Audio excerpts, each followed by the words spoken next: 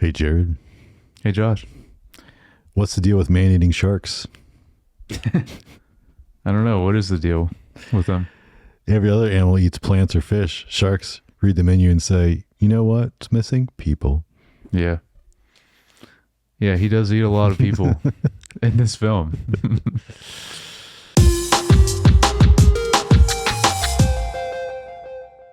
Hey, welcome back to Screen Time Film, a podcast where we discuss a director's filmography in chronological order.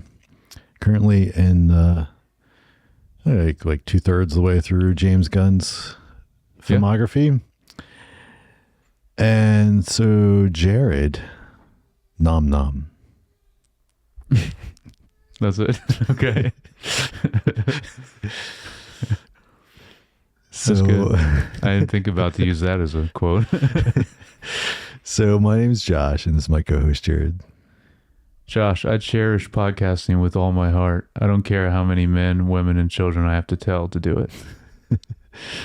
Yeah, there goes your love for John Cena. Yeah, we'll keep it going. Keep it going. Yeah.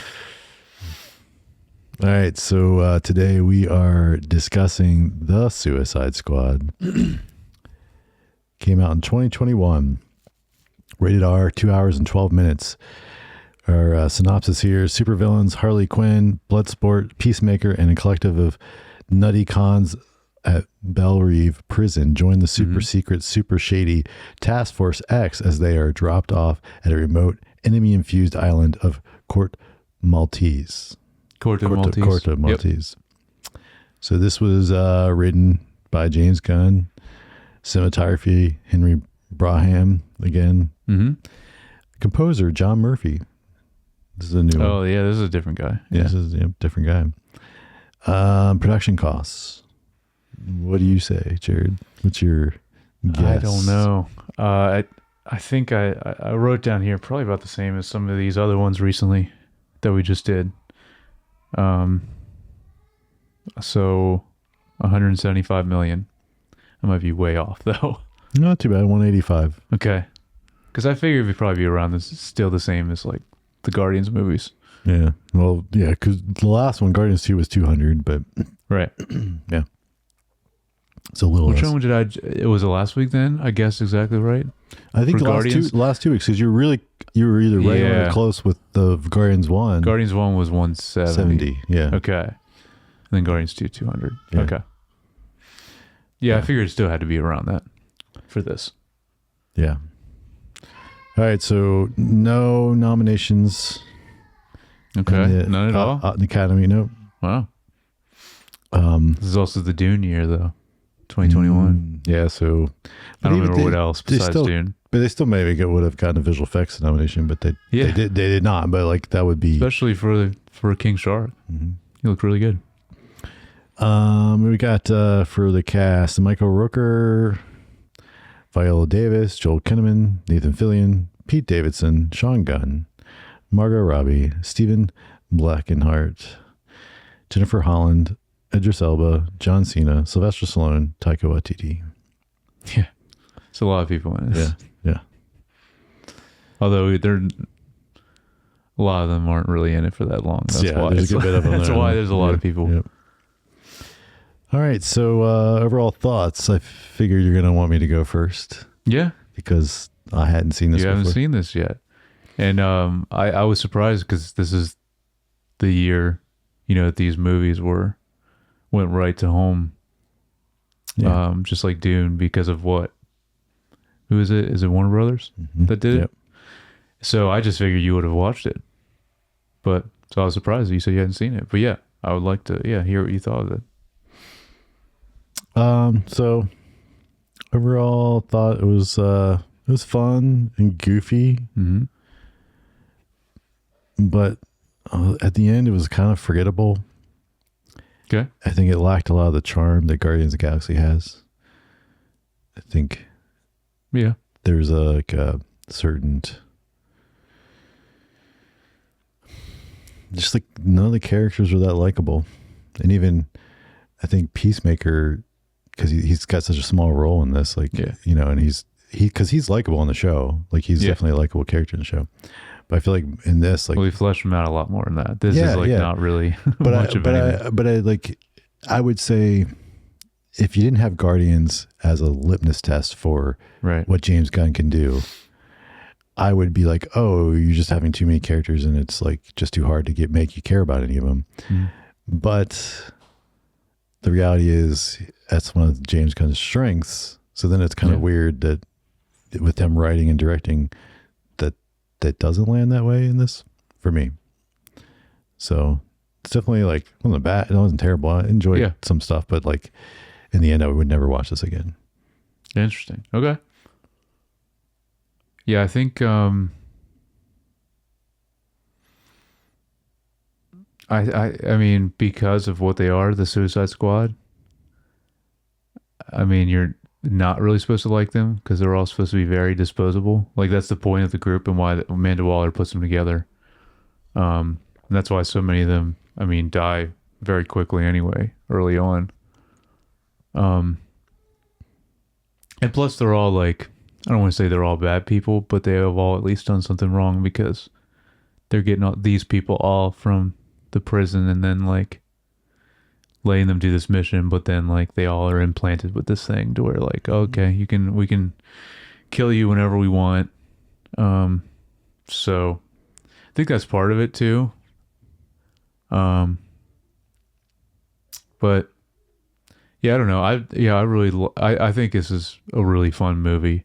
I remember not liking it as much the first time I watched it, but then watching it again, shortly after that, and then again now, I like it a lot more now. But I think also the difference is having context for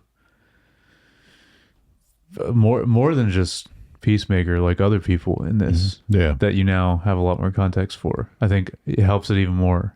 It makes me like it more because it's what's interesting is this is technically not part of the new DCU, but he's making some of this canon, obviously. Right, because some of those characters carry on into Peacemaker. So. Right, but then it's like, well, it's weird. It's kind of like the exact like midpoint between the two, because then we have Harley Quinn from like the older DCU in it, or DCEU, right? Because the new one's DCU, right? I don't know. I think that's why. I think that's what he's calling it now. So like, yeah, and then we have that, and but also if you just want to compare this to the original Suicide Squad, this is I never saw that way one. better. Oh, you never saw that one? Well, you don't need to see that one. That one's really bad. Yeah, but yeah, it is fun. It's fun though, but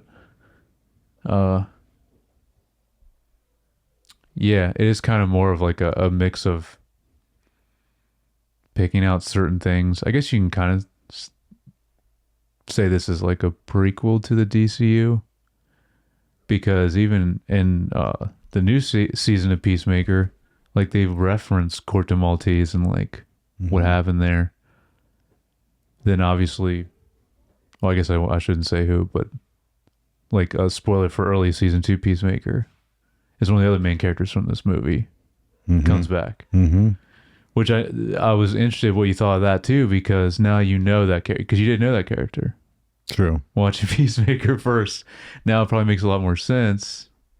You know, well, and in relation Rick Flag Sr. and Rick Flag Jr. and all that, because that's a heavy thing in the new season. But anyway, so at least you have more context now for just a lot of different things in the new stuff. So yeah.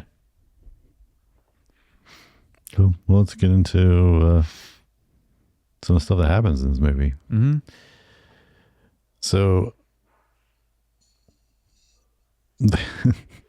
opening up with setting up a bunch of people going in on the mission and having them all die. Yeah, I like that. I thought that was a clever misdirect and a fun like way to introduce a bunch of characters. And which I don't really know like the Suicide Squad, you know, how they are in the comics, but I think that's supposed to be like a thing anyway. I think a lot of them are supposed to die and then they just like replace them and bring in more people. So I know the older Suicide Squad movie, they did the same thing. Oh, really? Yeah, they did. They killed a lot of them in the beginning, Mm. but it's just like I don't like comparing this movie to that because this movie's way better. Because that movie was awful, the original.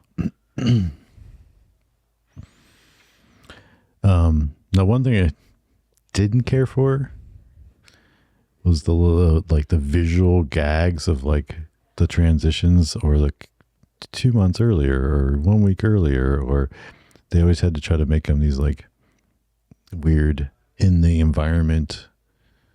Oh, you didn't like that? No.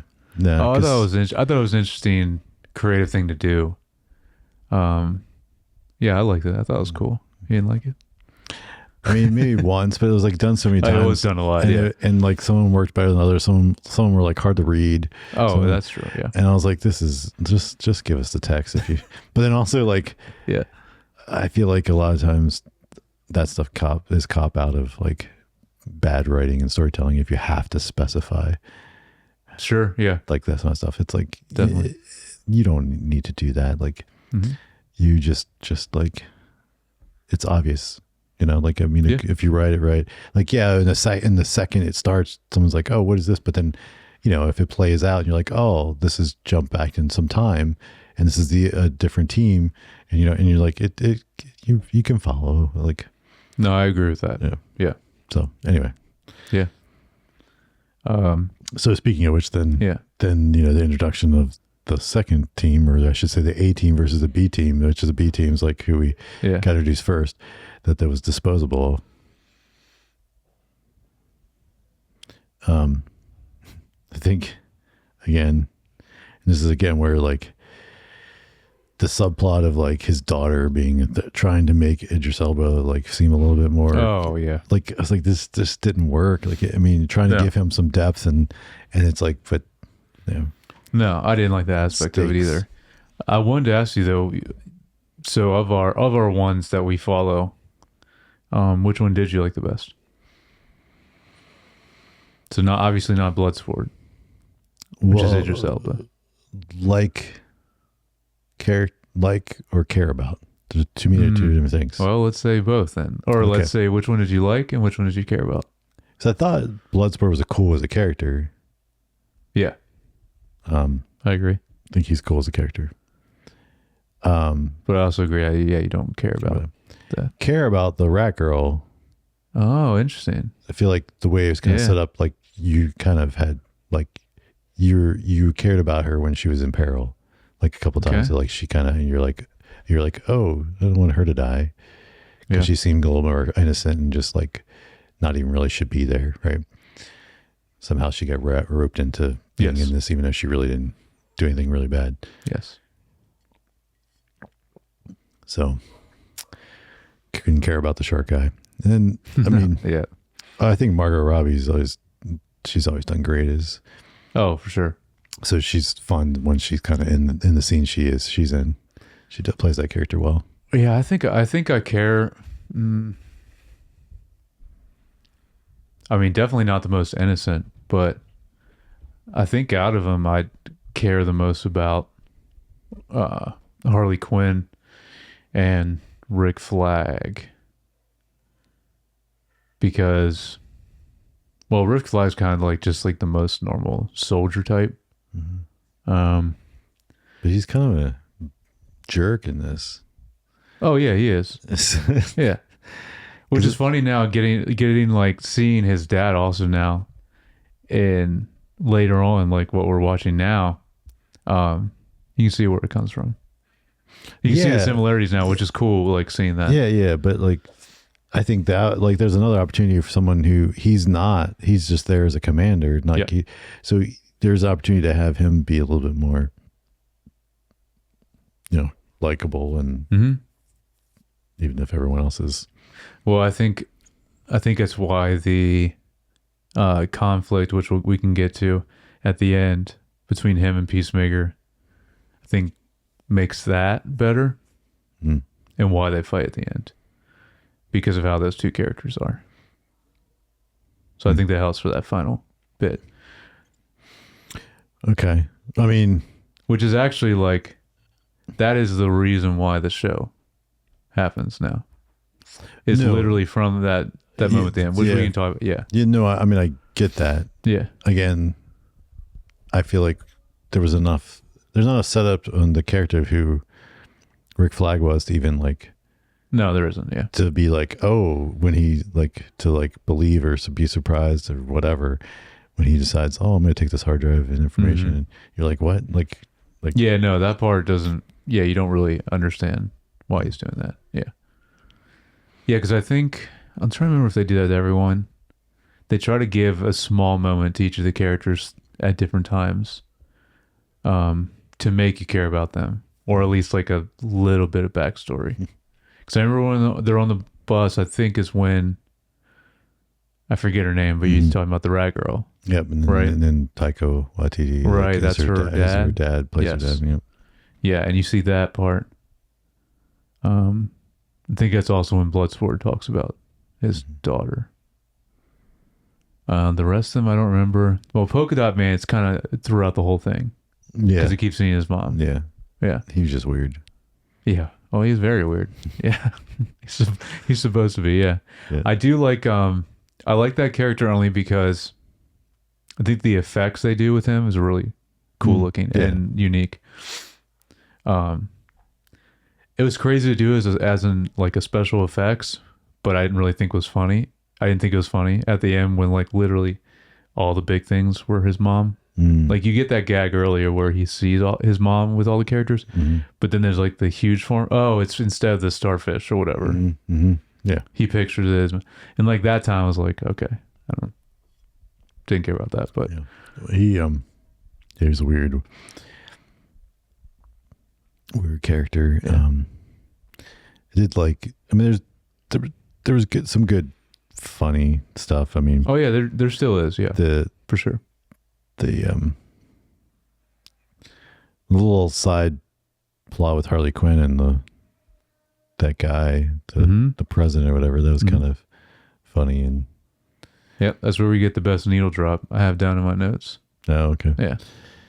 And then the jungle massacre, and then they find out they just killed off all the freedom fighters or whatever. Yes. That part's great. And I have it down under cinematography because that whole massacre section is awesome the way they film it. Yeah. Yeah. Yeah. Right, because that's when they are trying to get to Rick Flag, right? Yes. They think he's hostage. Yeah. There. You think he's a hostage. Yeah. How'd you feel about when we're in the team? I guess it's still Argus then also, and we get the whole team, Amanda Waller's team, because that's one thing I think is cool about this movie is we get the introduction of Peacemaker, Rick Flag Jr. obviously, but then also Johnny Economos and Amelia Harcourt in the control room or whatever in Argus. So how'd you feel about all that now that you know about those characters? At the time this movie coming out, we didn't know anything about that. Yeah, I mean, I think they seem kind of flat in this movie because of like, right? Because we probably was just generic, and they didn't really. They had like terrible lines, like just like the filler stuff. Yeah, they didn't really have much. Yeah, and didn't seem like the Harcourt, she's in the show is a lot more more like someone out in the field, not someone sitting behind a desk. And then like in this, she's just like at a computer in a desk like the whole time. Now the other guy, he's normally at the desk computer. Yeah, he's just doing the same thing. But even still, like there, he's seems like he has a little bit more depth to him. But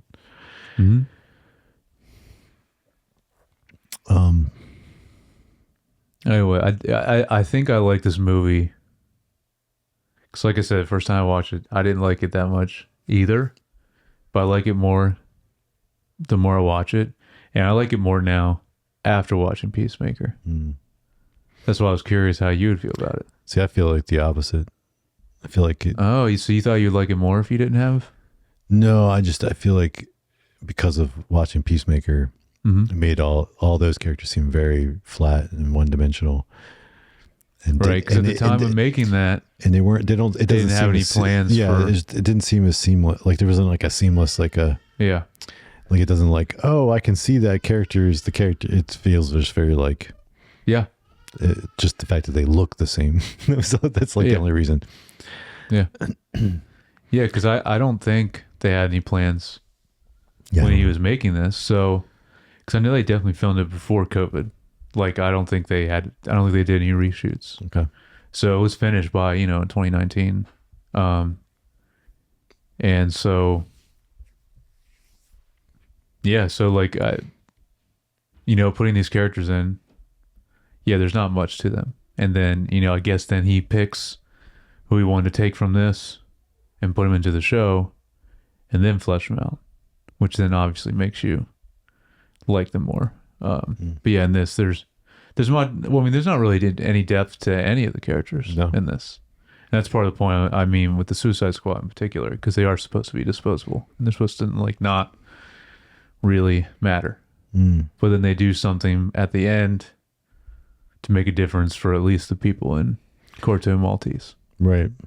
But just because they're disposable to the organization, it doesn't mean they need to be disposable to the viewers. Sure. And I think that's where it kind of misses the mark. Yeah. It's and like I said, or you need to lean into some of the other characters that are not part of the Suicide, like Rick Flag, but then like he then has to have like the turn at the end. So it like, but like, so a character like that, or some of the characters in the, even in The Office, if we had a little bit more there, of course, not much action there, but I don't know. Just, I feel like there's just, it was kind of just lost me with that, but. Well, I mean, I know I also think I like Peacemaker more than you also. So I don't know. Well, no, you really love the Guardians. I was gonna say, I wonder if you're just not as much of a James Gunn fan in general, but you like the other movies too. Yeah, like Guardians of the Galaxy, first one's like definitely top. But you tier. like the first two movies too. You like Slither and Super. I think they're fun for what they were. Yeah. I mean, they're obviously a different budget. Yeah, of course. But very different. Yeah.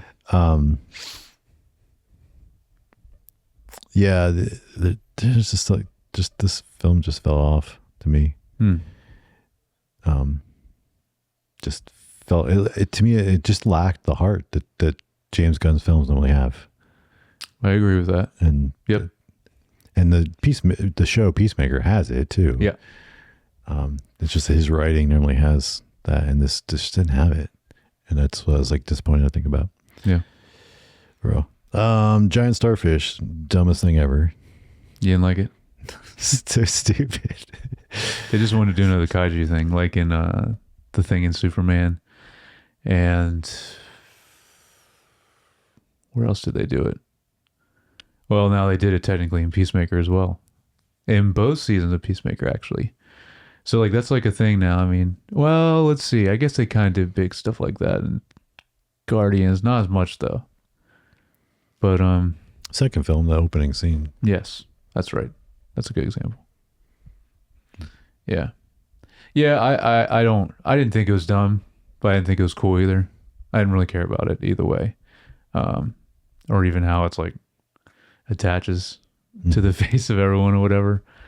I mean, by the end, it's like, it's insane the amount that are there that actually the character you like the best, the Rat Girl, arguably does the most because of her rats by the end. Like, getting all of them is crazy. Yeah. And then you get the real quote unquote final showdown where Peacemaker versus Bloodsport with the. Oh, that's right. That's even after. After he kills Rick Flag. Yeah. That's at the very end. Yes. Which also I didn't write down cinematography, but that's really sick how those bullets come together. Yeah. Because at the beginning of the film, they foreshadow that, which first time watching it, I did not remember. No, yeah, I do. Like remember. Talking about it. What did he say? He was arguing with him about splitting the bullet or something. Yeah. So that's a cool thing that I don't know why I didn't catch first viewing, but yeah, cool visual though, for sure. Yeah. I don't remember if they address it. I feel like they have to have, because like that's where you last see Peacemaker, and it's like a building collapsed on him. Well, no, the post credit Oh, is there something with him? in the hospital, right? No, I mean that's how literally the show starts. Yeah, but they show that in the post credit. Oh, did I not watch the post credit this time? I know I've seen it before. Maybe I didn't. Okay. Okay, well that's good then that they show that anyway. I thought the last we saw him was literally the building collapsing on him. But yeah, it's. I'm trying to think. Did we even talk about all of them? King Shark, Polka Dot Man, Harley Quinn, Bloodsport, Peacemaker, Rat Girl. Is that what she's called, Rat Girl? Definitely not, but actually I think they do call her Rat Girl sometimes, but is that everyone? I think so. Okay. Rat Catcher. Rat Catcher. Rat Catcher 2. Rat Catcher 2, right, because her dad was Rat Catcher. Yeah. Okay. I think one thing I did think that's really cool about Bloodsport is anytime we see like how much he does to like change his gun, like that was a sick visual. Mm-hmm. And also when he do the thing with his face to like either cover his face, and it was literally just him like moving his hand, and then it would like show like either his face or the mask or whatever he was wearing. It was a really cool effect. Yeah, so a lot of the visuals with him really cool. Yeah, I agree. Well, speaking of visuals, let's get into some visuals. Sure. You got anything else? No, I don't have anything else in notes. Well,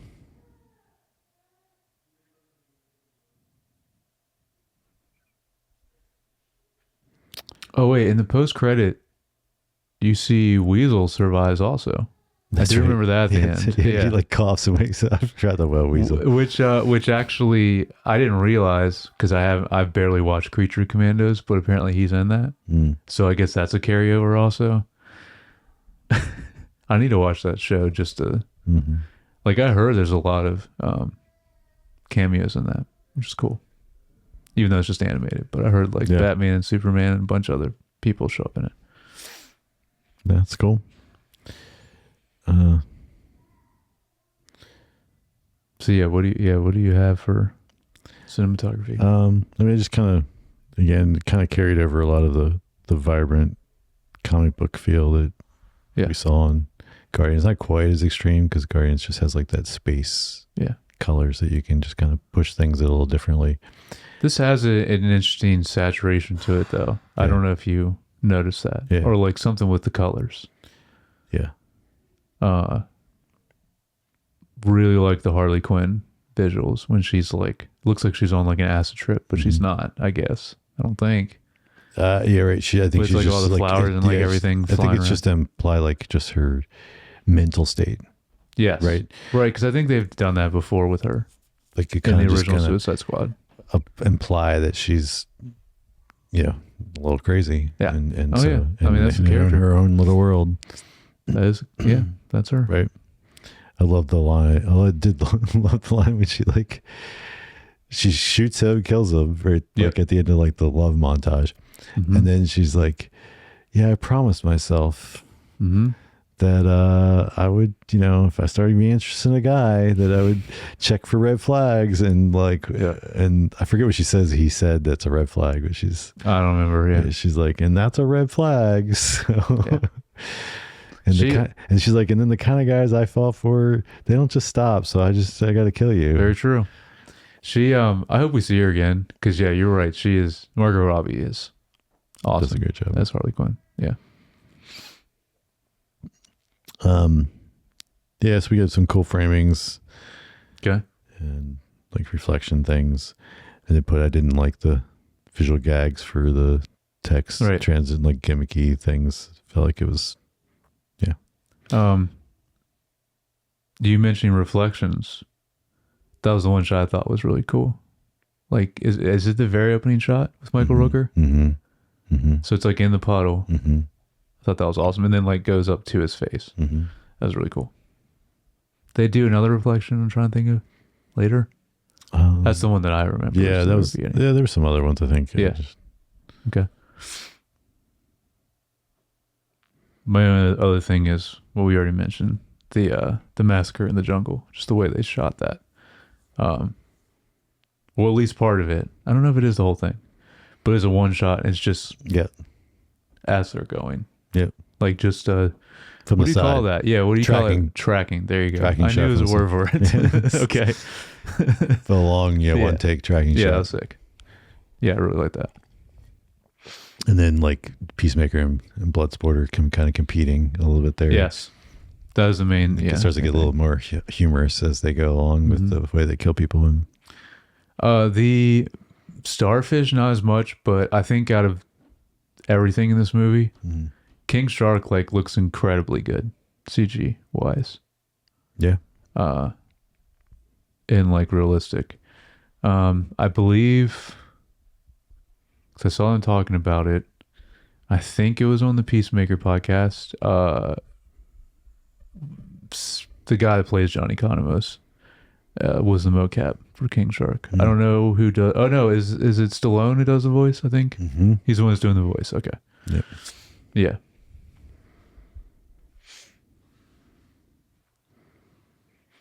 Anyway, that's it for cinematography for me. You have anything else? Yeah, just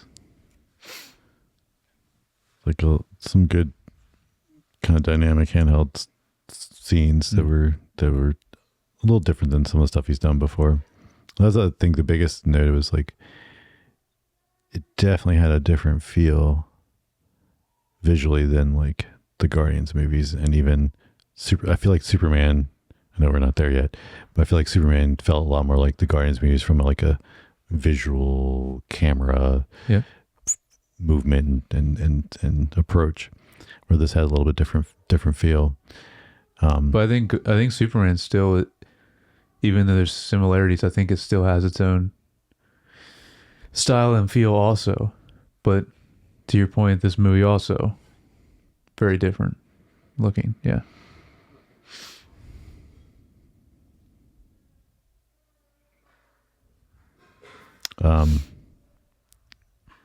They kind of mix on like, I understand why they're doing it, and it's not like it's terrible, but at the same time it's definitely obvious. So it's like, I don't know, but there's just like there was like a very different tonal shift on some like serious moments where it's like a little bit darker, and then like you'd switch to like the comedy moments and they'd be like bright and saturated tones, right? Like, and they actually would change the lighting for. Well, just the way it's graded, maybe be a better way color grading. Okay. Than lighting is specifically. Though probably there was definitely some lighting changes too. Yeah.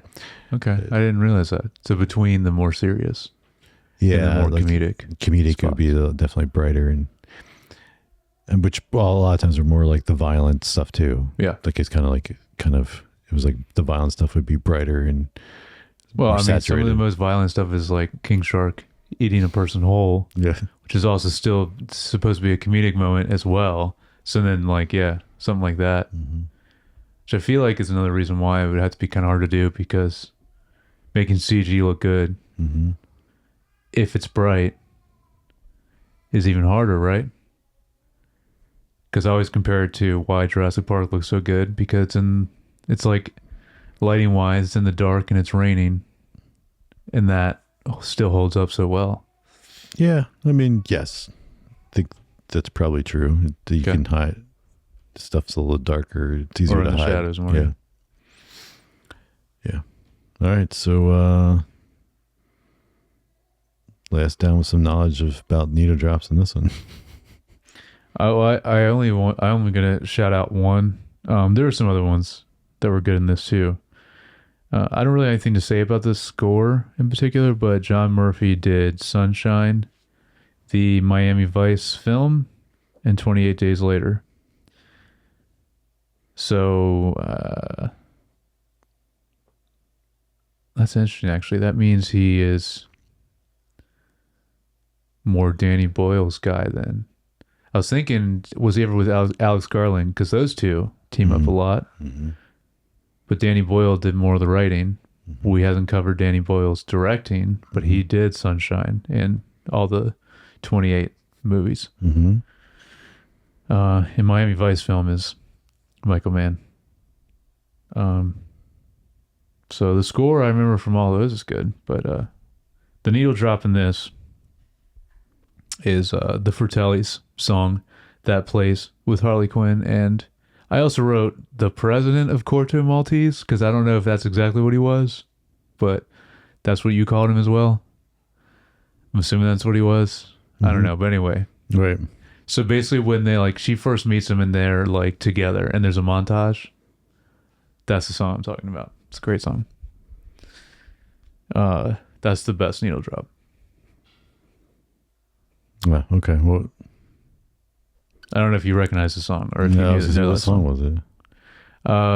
It's by the Fratellis. I don't remember the song name. It is my favorite song by them, but I don't remember what it's called. I have it in a few playlists. Okay. It's like Whistle for the Camera or something like that, or Sing for the, I don't know.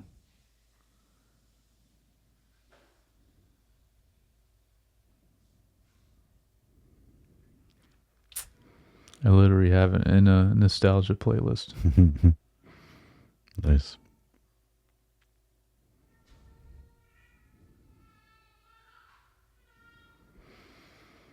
Well, little themes and messages. You got anything? Whistle for the Choir. There it is. For the choir. Okay. Yep. There you go. That's what it is. Great song. The Fratellis. Themes and messaging. Mm-hmm. I didn't really think of anything too much. I just put no matter how much of a mess up you are or how many failures, you can still make a difference or be heroic. Yeah. Which is kind of what we see at the end of this. Yeah. It's kind of put like these broken people finding purpose in chaos. Yeah. Let's do a little trivia. Yep.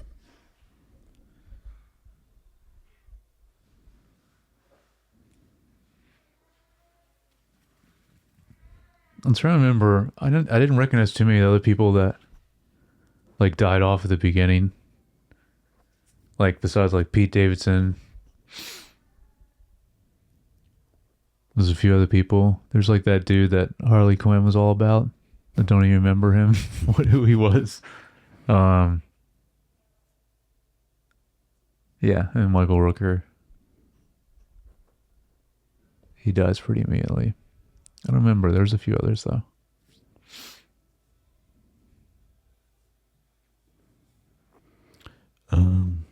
Nothing really.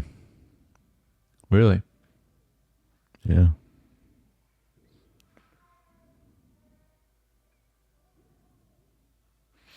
It's weird though that the only carryover is Harley Quinn from like kind of the older DC that's in this. Says James Gunn considers this film as the most fun he had making a film, which he attributed to prioritizing creativity over perfectionism, being in the best place mentally and emotionally, having a stupendous cast and crew and supportive studio. Warner Bros. Didn't interfere with his vision and had only given a few minor notes, and feeling that he was at the height of his directing abilities. Yeah. I figure at this point they let him do whatever he wants, but they still had notes. Just gave him minimal notes. James Gunn's favorite shot in the film is when King Shark rips a man in half. Oh yeah, that was CGI while his victim was a dummy with prosthetics. Yeah. Oh, that's when they go in there in the rain and it's like the slow mo. Yeah, yeah. That's also where it's like them all walking, right? It's like the superhero shot of them walking slow mo in the rain. Margot Robbie says she would play Harley Quinn for as long as possible. All right, bring her back. Why not? Like seriously, put her in the new DCU. We don't need a different Harley Quinn. Just bring her in. Idris Elba was initially hired to replace Will Smith as Deadshot, Yeah. but was later decided to have him play Bloodsport to allow Smith to return in the future. No, we don't need him to turn. That character was not great. Sean Gunn pulls double duty, standing in for Weasel Yeah. on set and also playing a live-action human character. Oh. Yeah, he's in there. Oh, yeah, he is. Belle Reeve. Yes, that's right. He plays the notorious DC villain Calendar Man, who appears very briefly. Yes, of course. The Calendar Man. Who could forget? The most iconic DC character. So, unbeknownst to James Gunn, when he cast David Dastmalchian as Polka Dot Man, yeah. he has an autoimmune disorder that causes loss of pigment in his skin, giving him real polka dots. Growing up as a kid, he'd go into the pool. People would bully him and call him things like polka dots or spots or Dalmatian. It is interesting that I think I really like with his character how like every so often he has to release it, so you see him like go throw up the polka dots, or he has to get rid of it somehow. I like that aspect of this character. Nice little side gig. Yeah. Director James Gunn described Ratcatcher 2 as quote unquote the heart of the film. There you go. Yeah. It's about enough of that. I do agree the like the final battle or I don't know if it would be the whole third act, but I do think that's the weakest part of the movie. Well, although I don't know if you said you didn't like it, but I know you said you didn't like the villain or the starfish thing, but yeah, just that final part I just don't think is as good as the rest of the movie. It's just the giant disaster. I know. Like, so it's harder to connect. It's hard to like be into it as much when it's. That's why, like the crazy CGI battle, not only in DC but Marvel, that's like an end of a film, is annoying, and like I don't like. Yep. All right. Any last thoughts? No. Well, here you go, folks. The Suicide Squad. Suicide Squad. Let us know if you have any thoughts you'd like to share. Then we can discuss some feedback next week. Yeah. You can do that by emailing us at feedback@screentimepod.com or DM or leave a comment on YouTube. We appreciate everyone that likes and subscribe. And if you haven't, please do on Apple Podcasts, Spotify, YouTube, and you can follow us on Instagram, Facebook, and TikTok. Right? Yes. And if you'd like to follow me or Jared on Instagram, I'm at JYoungBar. And I'm at Jared Youngbar. All right. We'll catch you guys next time.